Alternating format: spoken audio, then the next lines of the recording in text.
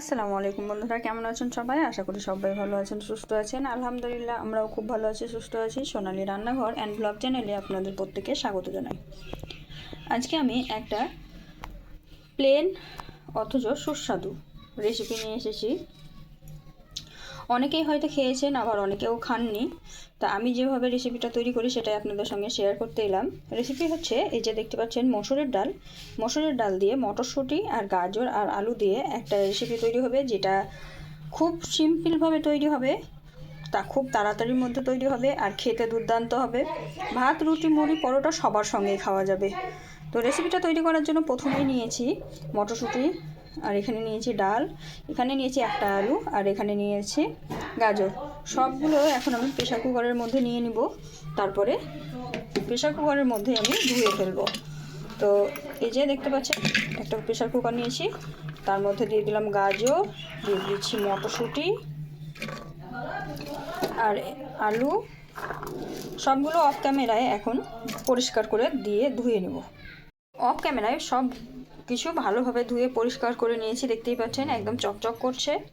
এখন আমি এর মধ্যে অ্যাড করব হলুদ গুঁড়ো দিয়ে দিলাম, আর দিব পরিমাণ মতো জল। এখানে কিন্তু আমি এক্সট্রা কোনো মশলা ব্যবহার করব না।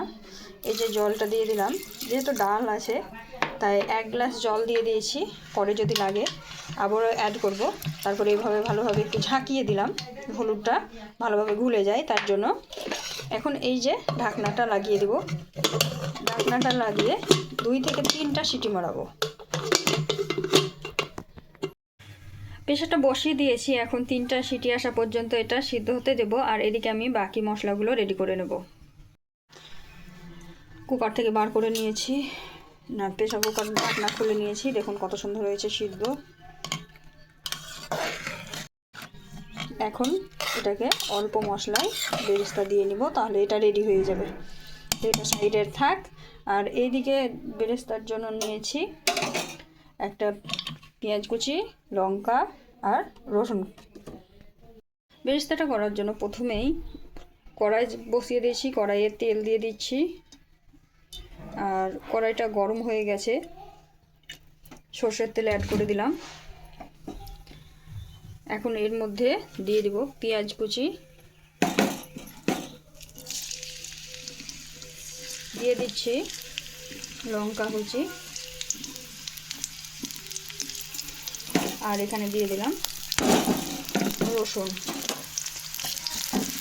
এখন বেরেস্তাটাকে একটু সময় নিয়ে ভালো করে ভেজে নেব।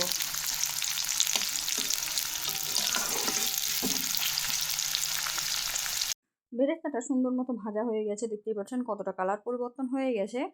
এখন এর মধ্যে সিদ্ধ করে রাখা সবজিগুলো দিয়ে দিব। সবজিগুলো দিয়ে দিলাম, দিয়ে একটু নাড়াচাড়া করে দেবো। যেহেতু এটা ডাল হবে তার জন্য এখানে আমি কিছুটা জল অ্যাড করব। তো প্রথমে বেরেস্তার মধ্যে ঢেলে দিলাম সবজিগুলো, তারপর একটু নাড়াচাড়া করে দিলাম। তারপর যেই কুকারে আমি ডালটা সিদ্ধ করেছিলাম সেখানে কিন্তু অনেকটা ডাল আছে, তো সেখানেই আমি 1 গ্লাস জল দিয়ে দিলাম। জল দিয়ে এই সবজির মধ্যে ঢেলে দিলাম, তারপর একটু নাড়াচাড়া করে দিলাম। এখন স্বাদ মতো একটু লবণ দেবো, দিয়ে ভালোভাবে ফুটিয়ে নামিয়ে নিলেই আমার সবজিটা রেডি হয়ে যাবে। এই যে দেখতে পাচ্ছেন নাড়াচাড়া করে দিয়েছি, আর একটা কালারফুল কম মশলায় সবজি রেডি হয়ে গেল দেখুন। এখন লবণটা দিয়ে দিলাম, লবণটা চেখে দিবেন। আমি প্রথমে অল্প পরিমাণে দিচ্ছি, পরে লাগে তো আবার অ্যাড করব। তো দিয়ে দিয়েছি, এখন আমি এটাকে ভালোভাবে ফুটিয়ে নেব।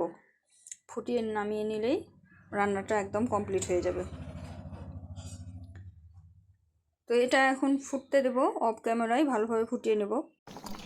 দেখুন গরম গরম একদম ডাল রেডি হয়ে গেল। অনেকক্ষণ থেকে এটা ফুটছে, অনেকটা জলটা কমে গেছে। এই যে দেখুন কত সুন্দর হয়েছে, একদম ভাত, রুটি, মুড়ি, পরোটার সঙ্গে খাওয়ার মতো উপযুক্ত একটা ডাল রেডি হয়ে গেল।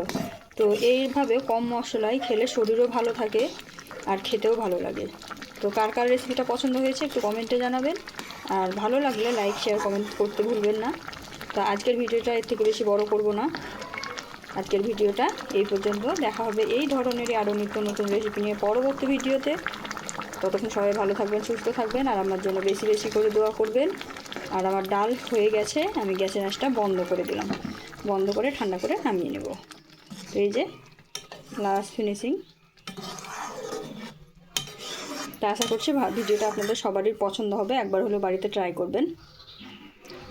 সবাই ভালো থাকবেন, সুস্থ থাকবেন, খোদা হাফেজ।